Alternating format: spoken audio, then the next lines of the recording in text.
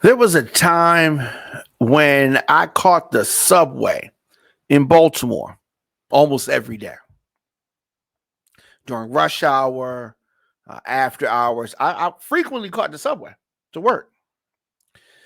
So I'm trying to imagine the horror of some of the folks in the subway during rush hour in Brooklyn, New York.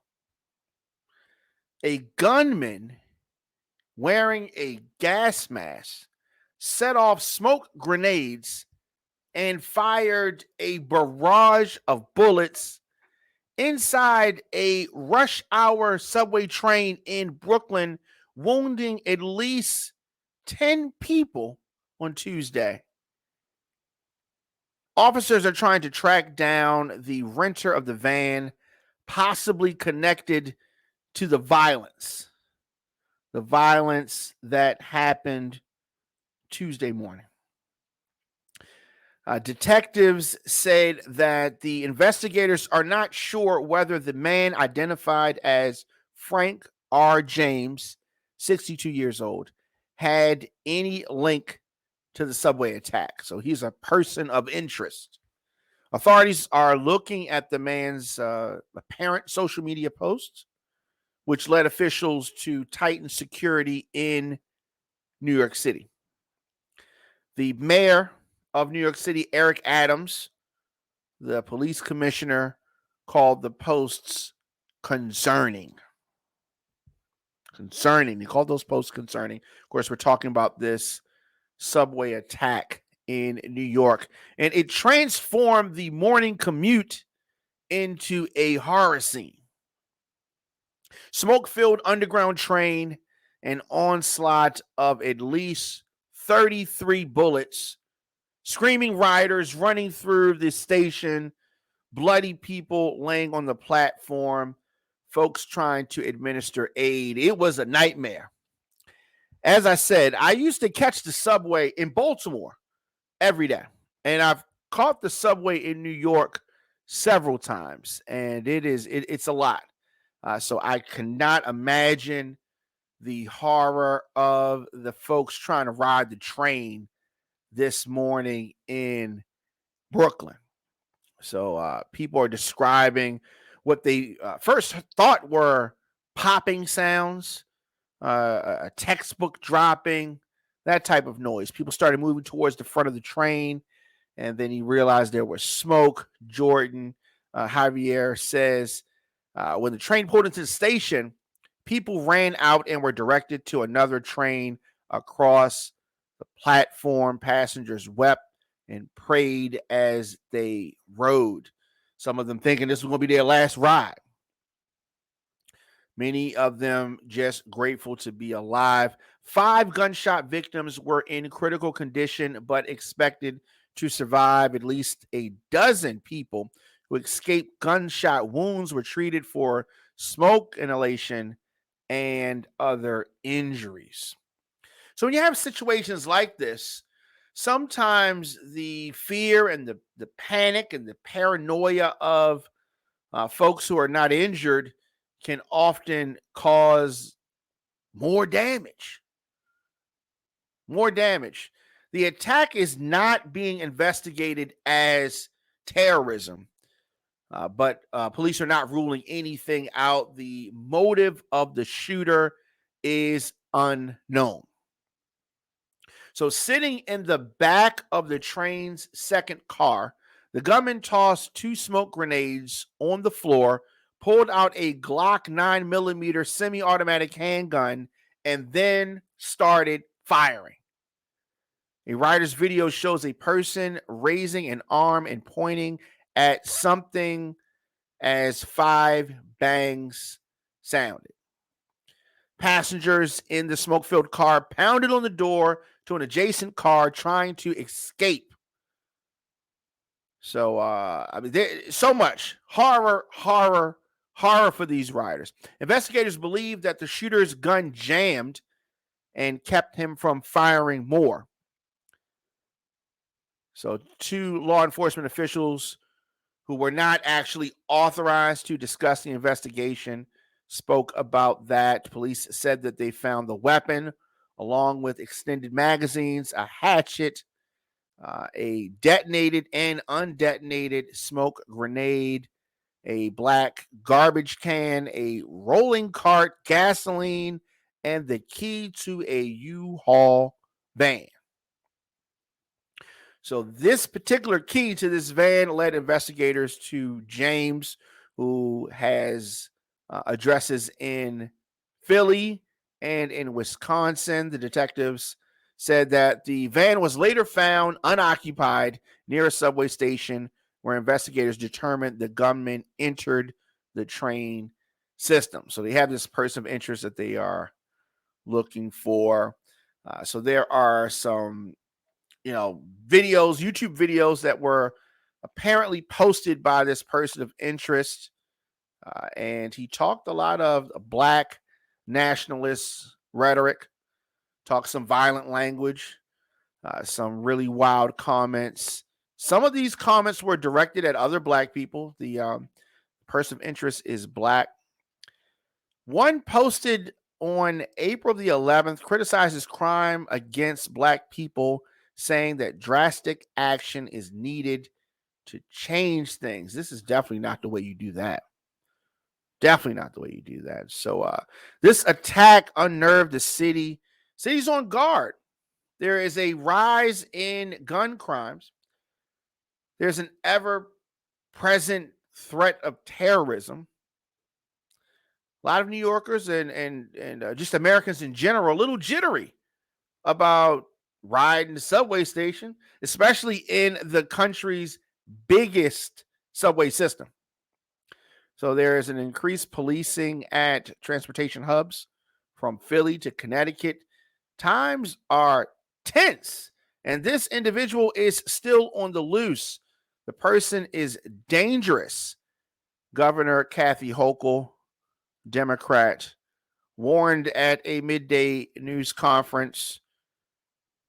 The president, Joe Biden, praised the first responders who jumped into action, including civilians who didn't hesitate to help their fellow passengers and try to shield them. So it is something. New York has faced a spat of shootings and high-profile bloodshed in recent months, including on the city's subway systems. One of the most shocking was back in January. A woman was pushed to her death in front of a train by a stranger. The mayor of New York is actually isolating right now following a positive COVID test that he received on Sunday.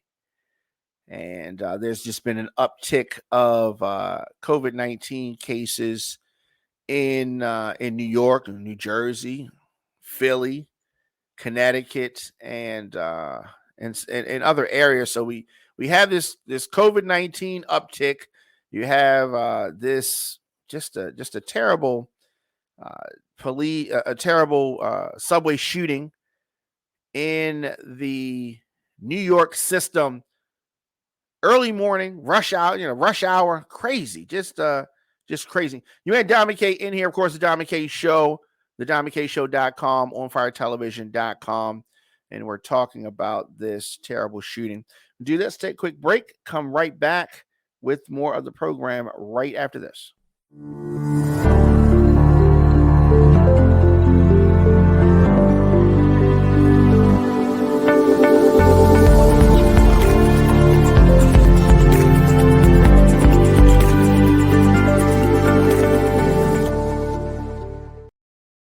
Welcome back. You man, Don McKay in here, the DonMcKayShow.com, onfiretelevision.com. And, it is one of those things. So we talk about New York. We're talking about the violence today at the subway station with the shooting and all of that. New York is not a place where things happen and many folks are not talking about it. So also in the news, New York's Lieutenant Governor, Brian Benjamin is his name, resigned today. And he resigned in the wake of his arrest in a federal corruption investigation. Just a big political scandal and a crisis for the governor, Kathy Hochul, 7 months after she selected Benjamin, this gentleman right here, as a partner to make a fresh start in an office that was already rocked by scandal. If you remember, the Governor Cuomo just had a scandal a few months ago, and he had to resign. Kathy Hochul was the lieutenant governor, and she took over as governor and appointed Brian Benjamin, which you see right here, as her lieutenant governor. So he's a Democrat. And in the indictment, he was accused of participating in a scheme. And in this scheme, of course, you know, what's involved? Money. So he accused of participating in this scheme to obtain campaign contributions from a real estate investor or real estate developer in exchange for Benjamin's agreement to use his influence as a state senator to get a $50,000 grant for state funds for a nonprofit organization that the developer controlled. This is a bribe, ultimately. So facing charges of bribery, fraud, conspiracy, falsification of records, Benjamin pled not guilty today at an initial appearance in Manhattan federal court. What is going on? Like, what were you thinking? He was released on bail, which was set at $250K. Terms of his release call for his travel to be restricted and bar him from returning to the state capitol in Albany. He submitted his resignation to the governor hours later. Did I mention that he's running for office? He's running for, which would essentially be election for the first time. The governor, accepted his resignation effective immediately, she said today. While the legal process plays out, it is clear to both of us that he cannot continue to serve as lieutenant governor. New Yorkers deserve absolute confidence in their government, and I will continue working every day to deliver to them, Hochul said in a statement. Man, this could not come at a worse time. Could not have come at a worse time. Governor Hochul is running for her actual election. And this guy was set up to be, you know, actually elected lieutenant governor, and he screwed that up. His attorneys say that he's suspending his campaign to focus on defending his actions in court, and said that, you know, the grant in question was used to buy school supplies. Man, you talk about a weak defense. Really? That's the best that you got? They say that there was nothing inappropriate about the grant that he's accused of receiving. And he says, his attorneys, that he will focus his energies on explaining in court why his actions were laudable, not criminal. Oh, no, wait. Why would you think he was committing a crime? They say, right? He looks forward to when his case is finished so he can rededicate himself to public service. I don't know if anybody's going to be rocking with him in the public service area, right? He's no Marion Barry. Hochul in September selected Benjamin, then a state lawmaker, to serve as the second in command when she became governor, taking over for, of course, the resigned Andrew Cuomo. So he had the allegations of sexual harassment, 11 women. He denied that. And then you turn around and the next group in office, the lieutenant governor, has to resign on controversy. Just a bad time right now. So Hochul was Cuomo's lieutenant governor. Now she has to find another lieutenant governor now that she has taken over in that spot. Did I mention that this is an election year for her? He's campaigning. He's running for office right now. So her campaign office did not respond to messages about what her plans are moving forward, who's going to be her new lieutenant governor and who's going to be her running mate. She's trying to figure that out. Benjamin was the state's second black lieutenant governor. During his legislature career, he emphasized, check this out, criminal justice reform and affordable housing. His district included most of central Harlem. He was born and raised by Caribbean immigrant parents. Man, talk about making the hood look bad. Hopefully, the truth will come out of this, but it does not look good. New York law makes it tough to remove Benjamin from the June primary ballot.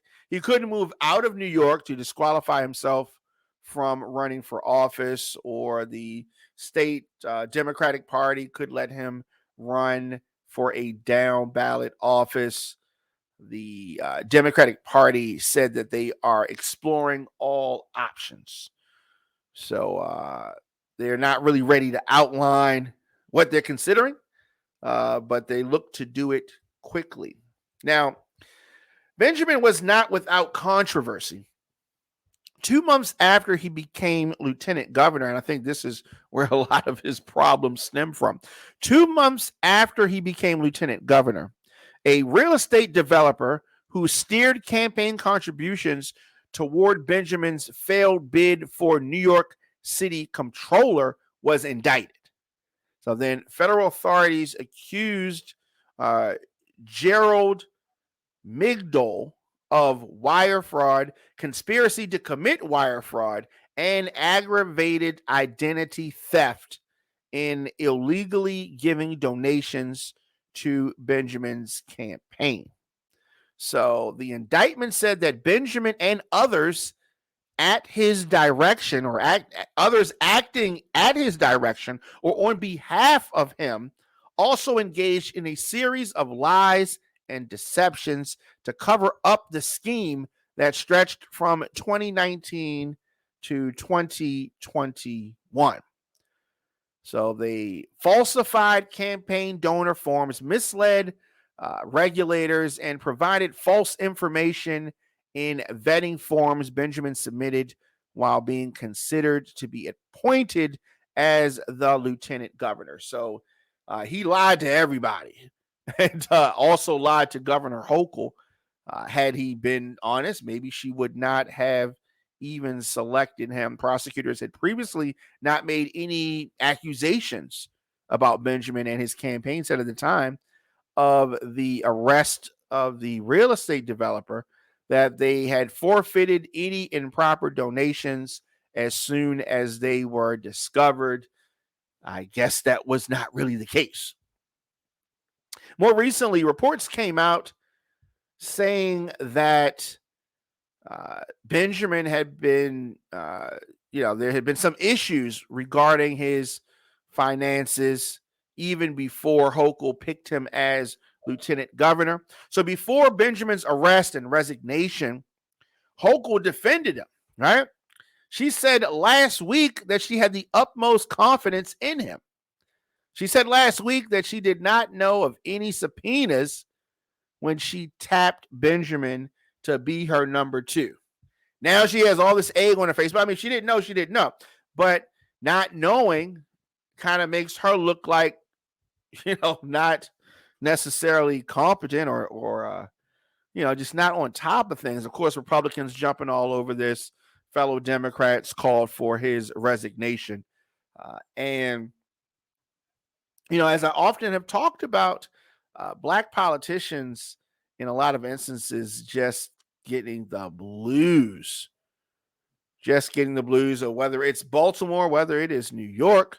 Now, it is just a long history of lawmakers and other Albany leaders who have been engulfed in allegations of wrongdoing. Not just black politicians, but I mean just New York politicians in general. You had Cuomo, that whole debacle. I mean, Elliot Spitzer, that whole debacle.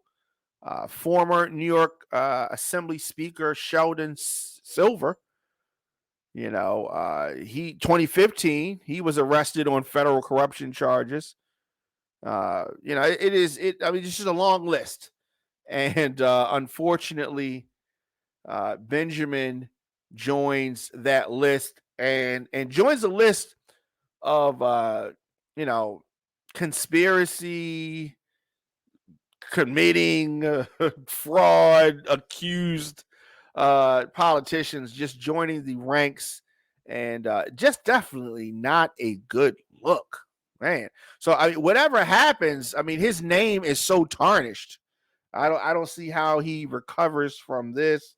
He's definitely not going to be lieutenant governor. Resign from that, and whether he's on the ballot or not, it's a bad look. So when you look at Governor Hochul having her name attached to this and all of the negative press that he's going to get, it is just a nightmare.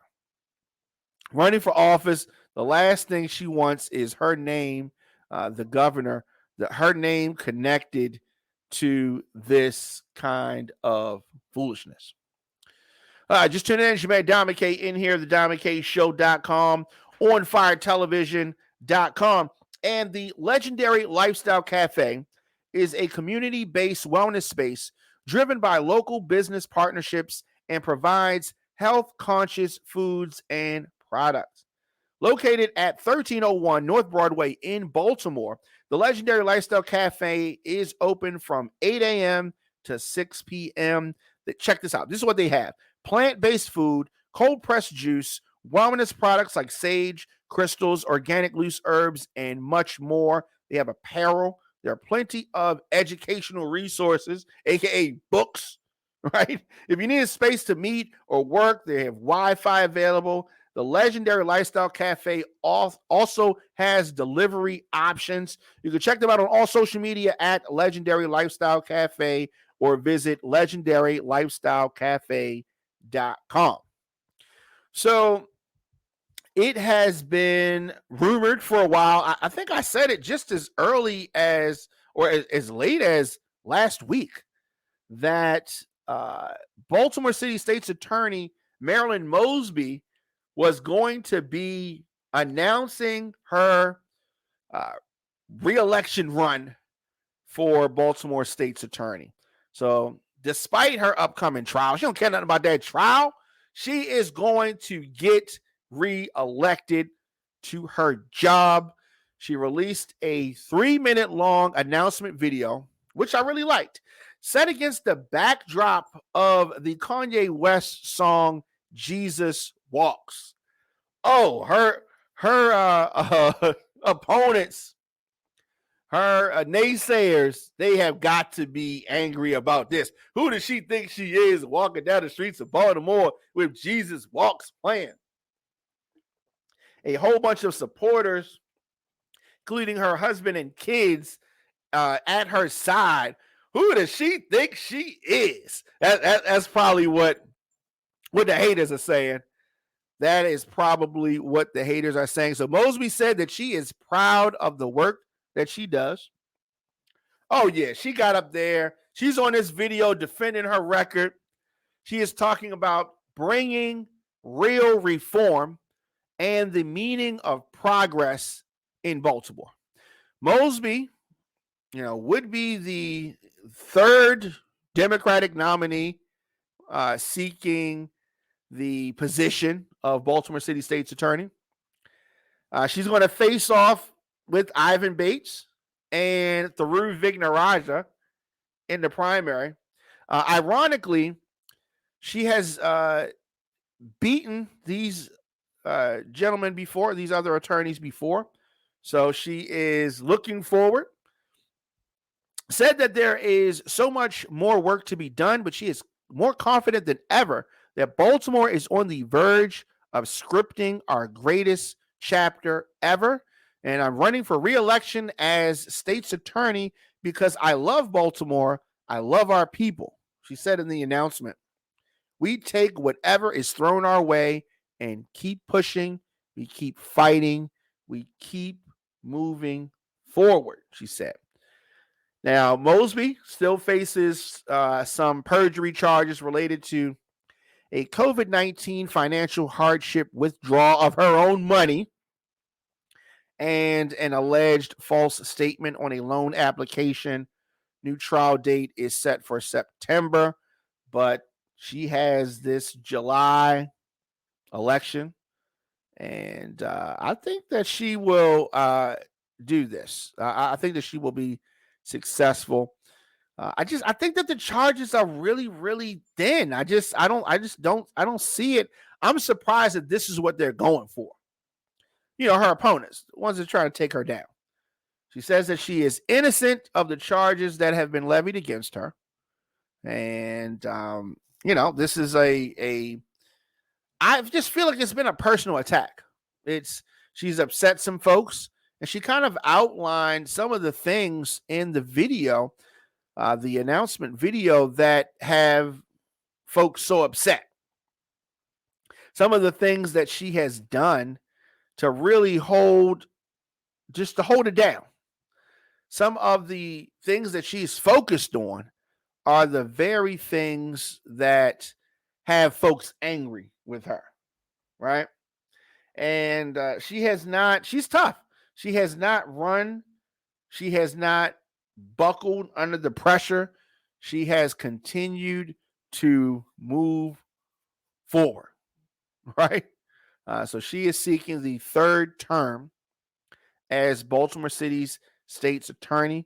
She is the top prosecutor in Baltimore, and she's coming hard. And this is right before the deadline, which is what I predicted. The deadline is Friday. Deadline's Friday, and she came out just before the deadline to make this announcement. Do you support Marilyn Mosby if you're in Baltimore? I think that time is going to tell. She has the most name recognition of all of the candidates. She's the incumbent, and all of that works to her advantage, right? All of that works to her advantage. Of course, here on the program, we deliver the biggest political and trending news stories of the day with original reporting from across this country. I like to be fun. I like to be upbeat, but I also have to expose what is really going on. I give you politics from an independent perspective. If a Republican is wrong, I'm going to call him out. If a Democrat is wrong, I'm going to call him out too. We spent most of this time today dumping on a Democrat who, got in trouble in New York, right? I'm going to call it out. Of course, you can join me weekdays, 6 p.m. here on firetelevision.com, thediamondkshow.com. And of course, the Diamond K Show is an On Fire Television production. You can get the program on demand, the WRF Radio app, Apple Podcasts, Spotify, Stitcher, iHeartRadio, Google Podcasts, of course, youtube.com/DJ Diamond K. And I'll be back here tomorrow, 6 p.m. On Fire Television is an advertiser-supported audio and video network. You get breaking news, podcasts, and TV shows covering topics that are important to our culture. Wow. This landscape during election season, it is really crazy. You never know what to expect. Check us out, as I said, on YouTube. youtube.com/DJ Diamond K. I'll see you guys tomorrow.